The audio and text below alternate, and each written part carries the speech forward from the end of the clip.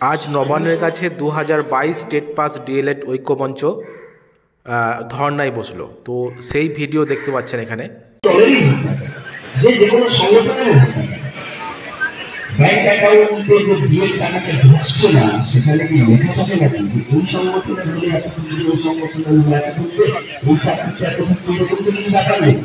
সেখানে তো দলের কোনো গল্প নেই, রং নেই। সুতরাং তাহলে যারা বঞ্চিত তারা কেন সবাই বলতে পারছেন না? চাষবাসের প্রতি কেউ খুশি হচ্ছে, কেউ বলছে দিদি দেবে, এই ভেবে ভেবেই খুশি হয়ে যাচ্ছে যারা। আচ্ছা, হতে পারে না আমি যারা কাজ করি সে যদি দুর্নীতি করে আমি বলতে পারবো না? আপনারা এবার বলুন, ফেডারেশনে যারা আছেন তাদেরকেও আমরা বলবো যে আপনারা আন্দোলনে সামিল হন। কারণ সমবেত ভাবে আছে সেটা তো সবচেয়ে ভালো হবে। আর সমবেত ভাবে এই জায়গাটা করুন। অনেকদিন তো বললেন ওই পাশে আছি, পিছনে আছি, ঘরে আছি, এবার রাস্তায় আছে কবে ধরবেন?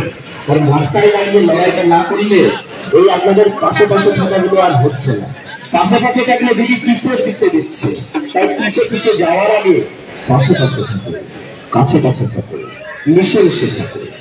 ফেডারেশনকে আমাদের তরফ থেকে আবেদন করবো যে আপনারা আসুন আমাদের সাথে একসাথে আমরা লড়াই করি।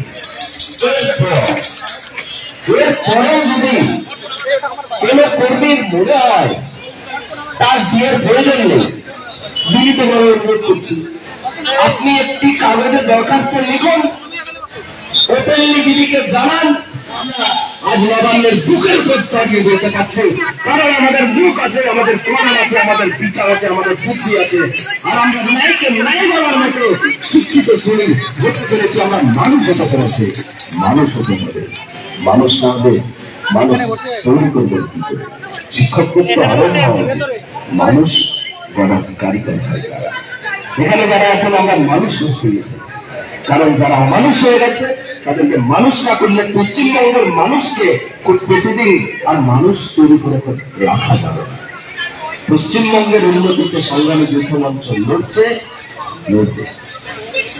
চলুন এখন ওই যে বললাম আমাদের সাথে সবাই প্রায় আছে, তার মধ্যে অন্যতম আমাদের সাথে সবাই মঞ্চ হয়েছে। আমি সঙ্গে থেকে যে উনি যৌথ মঞ্চ দিকে ওনারা উপস্থিত হচ্ছেন আমাদের মধ্যে।